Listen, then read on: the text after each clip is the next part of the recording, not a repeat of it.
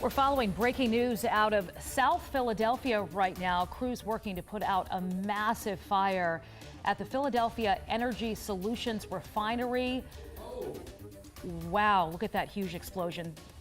Homes as far away as New Jersey rocked by a series of explosions right around 4:30 this morning. The plant makes gasoline, jet fuel, and petrochemicals. So far, there are no reports of injuries, thank goodness.